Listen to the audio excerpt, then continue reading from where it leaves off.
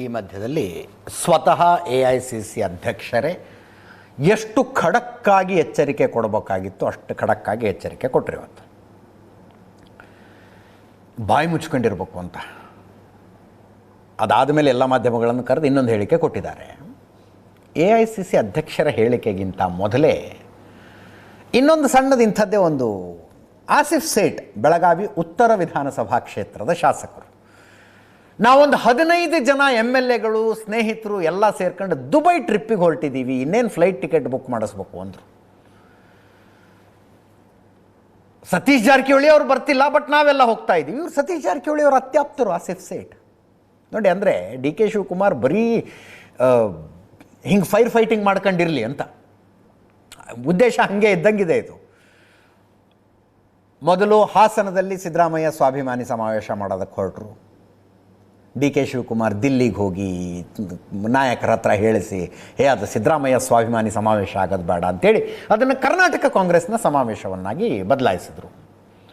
ಅದಾದ ಮೇಲೆ ಇವರು ಫ್ಯಾಮಿಲಿ ಜೊತೆ ನ್ಯೂ ಇಯರ್ಗೆ ಅಂತ ಹೊರಗಡೆ ಹೋದಾಗ, ಫಾರಿನ್ ಟ್ರಿಪ್ಪಿಗೆ ಹೋದಾಗ ಸತೀಶ್ ಜಾರಕಿಹೊಳಿ ಅವ್ರ ಮನೆಯಲ್ಲೊಂದು ಡಿನ್ನರ್ ಮೀಟಿಂಗ್ ಆಗಿಬಿಡ್ತು.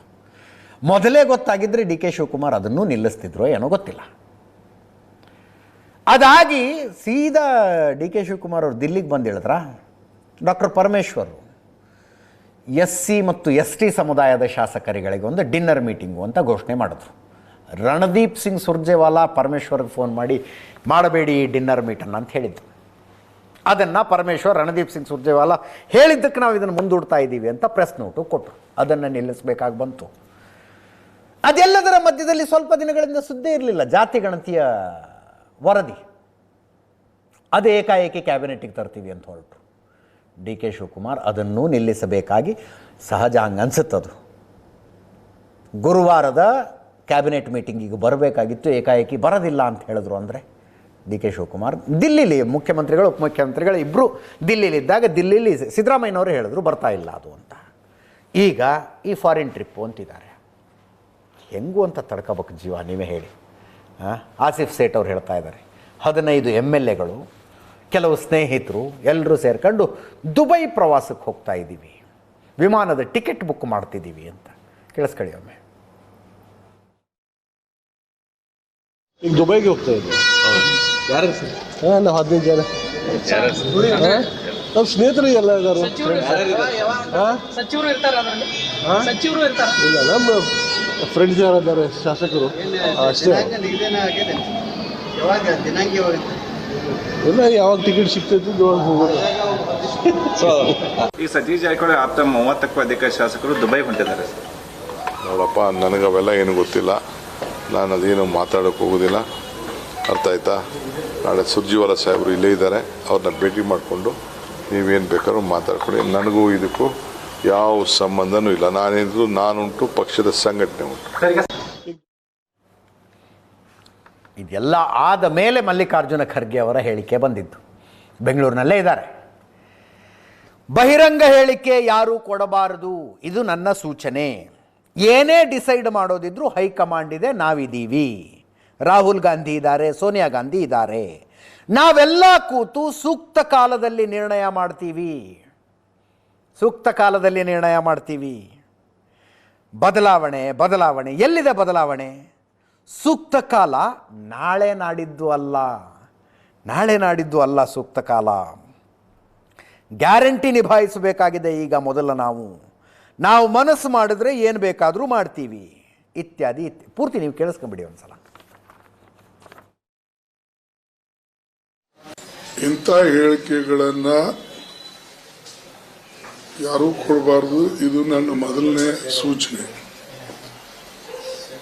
ಏನೇ ಡಿಸೈಡ್ ಮಾಡಬೇಕಾದ್ರೆ ಹೈಕಮಾಂಡ್ ಇದೆ, ನಾನಿದ್ದೇನೆ, ರಾಹುಲ್ ಗಾಂಧಿ ಅವರಿದ್ದಾರೆ ಮತ್ತು ಸೋನಿಯಾ ಗಾಂಧೀಜಿಯವರಿದ್ದಾರೆ. ನಾವೆಲ್ಲ ಕುಂತು ಸೂಕ್ತ ಕಾಲದಲ್ಲಿ ಇದ್ರ ಬಗ್ಗೆ ನಿರ್ಣಯ ಆಗ್ತದೆ. ಆದರೆ ಈಗ ಬದಲಾವಣೆ ಎಲ್ಲಿದೆ ಬದಲಾವಣೆ? ಸೂಕ್ತ ಕಾಲ ಅಂದ್ರೆ ನಾಳೆ ನಾಡದೆ ಅಂತ ಇಲ್ಲ. ಇದು ಅನೇಕ ನಮ್ಮ ಕೆಲಸ ಕಾರ್ಯಗಳಿವೆ, ಗ್ಯಾರಂಟಿಗಳು ಕೊಟ್ಟಿದ್ದು ನೀವೆಲ್ಲ ನಿಭಾಯಿಸಬೇಕಾಗಿದೆ. ಸಿ ಇದು ಅನಾವಶ್ಯಕವಾಗಿ ಇಲ್ಲಿ ಗೊಂದಲ ಇದ್ದಿದೆ. ಏನೋ ಇಲ್ಲಿ ಯಾರಾದ್ರೂ ಒಂದು ಸ್ಟೇಟ್ಮೆಂಟ್ ಕೊಟ್ರ ಅದಕ್ಕೆ ಪ್ರತಿಯೊಂದಕ್ಕೂ ಹೈಕಮಾಂಡ್ ಕ್ಲಾರಿಫಿಕೇಶನ್ ಕೊಡ್ತಾರ. ಅರೆ ನಾವು ಹೈಕಮಾಂಡ್ದವ್ರು ಯಾವಾಗ ಡಿಸೈಡ್ ಮಾಡ್ತೇವೆ ಅವಾಗ ಮಾಡೇ ಮಾಡ್ತೇವೆ, ಮಾಡಬಾರ್ದು ಮಾಡೋದಿಲ್ಲ. ಆದರೆ ಇಂಥದಕ್ಕೆ ಪ್ರತಿಯೊಂದಕ್ಕೆ ಸ್ಟೇಟ್ಮೆಂಟ್ಗಳು ಒಬ್ರಿಗೊಬ್ರು ಕೊಟ್ಕೊಳ್ಳೋದು, ಹೈಕಮಾಂಡ್ ಸುಮ್ಮನೆ ಕುಂತಿದ್ದೆ ಏನು ಮಾಡ್ತಾ ಇಲ್ಲ ಅಂತ ಹೇಳೋದು, ನಿಮ್ಗೆ ಯಾರು ಕೊಡು ಅಂದಾರೆ? ನೀವೇ ಗೊಂದಲ ಸೃಷ್ಟಿ ಮಾಡಿದ್ದು, ನೀವೇ ಹೇಳಿಕೆಗಳು ಕೊಡ್ತೀರಿ, ನೀವೇ ಗೊಂದಲ ಸೃಷ್ಟಿ ಮಾಡ್ತೀರಿ. ಅದಕ್ಕೇನು ಪ್ರತಿಯೊಂದಕ್ಕೂ ದಿನ ಎದ್ದು ನಾವು ಎಲ್ಲರದು ಕ್ಲಾರಿಫಿಕೇಶನ್ ಕೊಡಕ್ಕಾಗ್ತದ? ಅದಕ್ಕಾಗಿ ಹೈಕಮಾಂಡ್ ಇದೆ. ಹೈಕಮಾಂಡ್ ಯಾವಾಗ ನಿರ್ಣಯ ತಗೊಳ್ತದೆ. ಅದಕ್ಕಾಗಿ ದಯವಿಟ್ಟು ನನ್ನ ಸಲಹೆ ಏನಂದ್ರೆ, ನಮ್ಮ ಮಂತ್ರಿಗಳಿಗಾಗಲಿ ಶಾಸಕರಿಗಾಗಲಿ ಅಥವಾ ಎಂಪಿಗಳಿಗಾಗಲಿ ಯಾರೂ ಕೂಡ ಇದು ಬದಲಾವಣೆಗಳು ಮಾತಾಡಬಾರದು. ಮತ್ತು ಸ್ಥಿರ ಸರ್ಕಾರಕ್ಕೆ ನಾವು ಇನ್ನೂ ಗಟ್ಟಿ ಮಾಡಬೇಕೇ ಹೊರತಾಗಿ ಅದನ್ನ ಅಳಗಾಡಿಸ್ತಕ್ಕಂಥದ್ದು ಅಥವಾ ಸಂಘಟನೆ ಈಗ ಮಜಬೂತ್ ಇದೆ, ಅದಕ್ಕೆ ಇನ್ನೂ ವೀಕ್ ಮಾಡೋದು ಇವೆರಡೂ ಆಗಬಾರ್ದು. ಅದಕ್ಕಾಗಿ ನಾನು ಟಿವಿದವರು ಒಂದು ಕೇಳಿದಾಗ ಈ ಮಾತನ್ನ ಹೇಳಿದ್ದೆ. ಅದಕ್ಕೆ ಈಗ ನಾನು ಇಷ್ಟೇ ಹೇಳ್ತಾ ಇದ್ದೇನೆ, ಈ ಸುಮ್ಮನೆ ನಾವು ಸ್ಟೇಟ್ಮೆಂಟ್ಗಳು ಕೊಟ್ಕೊಂಡು ನೀವು ಕನ್ಫ್ಯೂಷನ್ ಮಾಡ್ತಾ ಇದ್ರಿ, ನಾವ್ಯಾರೂ ಇದ್ರ ಬಗ್ಗೆ ಮಾತಾಡಿಲ್ಲ. ಅದಕ್ಕೆ ಎಲ್ಲಿವರೆಗೆ ಹೈಕಮಾಂಡ್ ಈಗ ನಿರ್ಣಯ ತೆಗೆದುಕೊಂಡು ಏನು ಈಗ ಪದ್ಧತಿ ನಡ್ಕೊಂಡು ಬಂದಿದೆ ಅದು ನಡೀತದೆ, ಅದ್ರಾಗೇನು ಯಾವ ಬದಲಾವಣೆ ಇಲ್ಲ. ಅದಕ್ಕೆ ಪದೇ ಪದೇ ಎಲ್ಲರೂ ಯಾರು ಕೇಳಬಾರ್ದು, ಇದು ನನ್ನ ಸೂಚನೆ ಇದೆ. ಅದಕ್ಕಾಗಿ ಎಲ್ಲರೂ ಕೂಡ ಈಗ ಇನ್ಮೇಲೆ ತಮ್ಮ ಹೇಳಿಕೆಗಳನ್ನು ಕ್ಲೋಸ್ ಮಾಡ್ತಾರೆ ಅಂತ ನಾನು ತಿಳ್ಕೊಂಡಿದ್ದೆ. ಇನ್ನು ಮುಂದೆ ಈ ಹೇಳಿಕೆಗಳು ಕ್ಲೋಸ್ ಆಗ್ತವೆ ಅಂತ ನಾವು ತಿಳ್ಕೊಂಡಿದ್ದೀವಿ. ನೋಡ್ಬೇಕು ನಾಳೆ ಏನು ಅಂತ ಗೊತ್ತಿಲ್ಲ. ನೋಡಿ, ಇಡೀ ಚರ್ಚೆ ಇರೋದು ಸಿದ್ದರಾಮಯ್ಯನವರು 5 ವರ್ಷ ಮುಂದುವರಿತಾರಾ ಅಥವಾ ಮೇ 18, 2023ಕ್ಕೆ ದೆಹಲಿಯಲ್ಲಿ ಒಪ್ಪಂದ ಆಗಿ 2 ವರ್ಷಕ್ಕೋ 2.5 ವರ್ಷಕ್ಕೋ ಸಿದ್ದರಾಮಯ್ಯನವರು ಕೆಳಗಿಳಿದು ಡಿ ಕೆ ಶಿವಕುಮಾರ್ ಮುಖ್ಯಮಂತ್ರಿ ಆಗ್ತಾರಾ ಅನ್ನೋ ವಿಷಯದ ಪ್ರಶ್ನೆ ಇದು. ಅದಕ್ಕೆ ಮಲ್ಲಿಕಾರ್ಜುನ ಖರ್ಗೆ ಅವರು ಸೂಕ್ತ ಸಮಯದಲ್ಲಿ ಸೂಕ್ತ ನಿರ್ಣಯ ಅಂದರು. ಸೂಕ್ತ ಕಾಲ ಅಂದರೆ ನಾಳೆನೋ ನಾಡಿದ್ದೋ ಅಲ್ಲ ಅಂತನೂ ಅಂದರು. ಹಾಗಿದ್ರೆ ಏನು ಅನ್ಕೋಬೇಕು? ಸೂಕ್ತ ಕಾಲದಲ್ಲಿ ಸೂಕ್ತ ನಿರ್ಣಯ, ಸೂಕ್ತ ಕಾಲ ಅಂದರೆ ನಾಳೆನೋ ನಾಡಿದ್ದೋ ಅಲ್ಲ ಅಂದರೆ 3 ತಿಂಗಳು ಬಿಟ್ಟ, 6 ತಿಂಗಳು ಬಿಟ್ಟ, 9 ತಿಂಗಳು ಬಿಟ್ಟ, ಗೊತ್ತಿಲ್ಲಪ್ಪ. ಇವರು ಕೂಡ ಏನೂ ಒಂದು ಕ್ಲಾರಿಟಿ ಕೊಟ್ಟಿಲ್ಲ. ಸದ್ಯಕ್ಕೆ ಮಲ್ಲಿಕಾರ್ಜುನ ಖರ್ಗೆ ಅವರ ಹೇಳಿಕೆಯನ್ನು ನೋಡಿದ್ರೆ ಈ 4 ಮ್ಯಾನ್ ಆರ್ಮಿ ಒಂದು ತಯಾರಾಗಿತ್ತು ನೋಡಿ ಸಿದ್ದರಾಮಯ್ಯನವರ ಪರವಾಗಿ. Satish Jarkiholi, KN Rajanna, doctor Parameshwara, H C Mahadevappa. ಅದರಲ್ಲಿ ಪರಮೇಶ್ವರು ಟೈಮ್ ಬೀಯಿಂಗ್ ಬಂದಿದ್ದಾರೆ ಈ 4 ಮ್ಯಾನ್ ಆರ್ಮಿಗೆ 4ನೇ ಸೇರ್ಪಡೆ. ಉಳಿದು 3 ಜನ ಅಂತೂ ಕಟ್ಟರ್ ಸಿದ್ದರಾಮಯ್ಯನವರ ಬೆಂಬಲಿಗರು. ಅವರು ಕೊಡ್ತಾ ಇದ್ದಂಥ ಹೇಳಿಕೆಗಳಿದ್ವಲ್ಲ, ದಿನ ಬೆಳಗಾದರೆ ಕರ್ನಾಟಕ ಕಾಂಗ್ರೆಸ್ಸಿನ ಬಣ ಬಡಿದಾಟದ ಸುದ್ದಿಗಳ ಹೆಡ್ಲೈನ್ ಆಗೋ ಹಂಗೆ ಮಾಡ್ತಿದ್ರಲ್ಲ, ಆ ಹೇಳಿಕೆಗಳು ಸ್ವಲ್ಪ ನಿಲ್ಲಬಹುದು ಅಂತ ಅನಿಸುತ್ತೆ. Let us wait and see, ನೋಡೋಣ ಏನಾಗುತ್ತೆ ಅಂತ.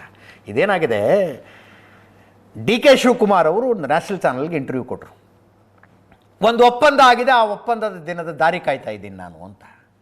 ಅದಾದ ಮೇಲೆ ಬೆಳಗಾವಿ ಅಧಿವೇಶನದಲ್ಲಿ ನಮ್ಮ ಜ್ಯೋತಿಷಿ ನನಗೆ ಹೇಳಿದ್ರು ಅಧಿಕಾರನ ಒದ್ದು ಪಡ್ಕೋಬೇಕು ಅಂತ. ಹಾಗೆ ನಾನು SM ಕೃಷ್ಣ ಅವರು ಮುಖ್ಯಮಂತ್ರಿಯಾಗಿದ್ದಾಗ ಅವರ ಬಾಗಿಲಿಗೆ ಒದ್ದು ಮಂತ್ರಿಗಿರಿ ತಗೊಂಡಿದ್ದೆ ಅಂತ ಹೇಳೋದು. ಆ 2 ಹೇಳಿಕೆಗಳ ನಂತರ ಇವರೆಲ್ಲ ಸೇರ್ಕೊಂಡು ಸಿದ್ದರಾಮಯ್ಯನವ್ರ ಹತ್ರ ಹೋಗಿದ್ರಂತೆ. ನಮಗೊಂದು ಕ್ಲಾರಿಟಿ ಕೊಟ್ಟು ಬಿಡಿ, ಏನಾರು ಒಪ್ಪಂದ ಆಗಿದೆಯಾ, 5 ವರ್ಷ ನೀವೇ ಮುಖ್ಯಮಂತ್ರಿನ ಅಥವಾ ಅರ್ಧಕ್ಕೆ ಕೆಳಗಿಳಿತೀರಾ, ಕ್ಲಾರಿಟಿ ಕೊಡಿ ಅಂತ ಸಿದ್ದರಾಮಯ್ಯನವ್ರನ್ನ ಕೇಳಿದ್ರಂತೆ.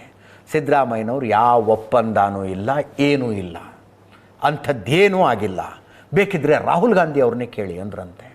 ಇದು ಬಹಳ ಕುತೂಹಲಕಾರಿಯಾಗಿದೆ, ರಾಹುಲ್ ಗಾಂಧಿ ಅವ್ರನ್ನ ಕೇಳಿ ಬೇಕಿದ್ರೆ ಅಂತ. ಡಿ ಕೆ ಶಿವಕುಮಾರ್ ಕಡೆಯವರು ಒಪ್ಪಂದ ಆಗಿದೆ, ಬೇಕಿದ್ರೆ ಸೋನಿಯಾ ಗಾಂಧಿ ಪ್ರಿಯಾಂಕಾ ಗಾಂಧಿನ ಕೇಳಿ ಅಂತಿದ್ದಾರೆ. ಸೋನಿಯಾ ಗಾಂಧಿ ಪ್ರಿಯಾಂಕಾ ಗಾಂಧಿ ಅವ್ರನ್ನ ಕೇಳಿ ಬೇಕಿದ್ರೆ ಒಪ್ಪಂದ ಆಗಿದೆ ಅಂತ. ಒಪ್ಪಂದ ಆಗಿಲ್ಲ, ಬೇಕಿದ್ರೆ ರಾಹುಲ್ ಗಾಂಧಿ ಅವ್ರನ್ನ ಕೇಳಿ ಅಂತ ಸಿದ್ದರಾಮಯ್ಯನವ್ರ ಕಡೆಯವರು ಹೇಳ್ತಿದ್ದಾರೆ. ಈಗ ನೋಡೋಣ.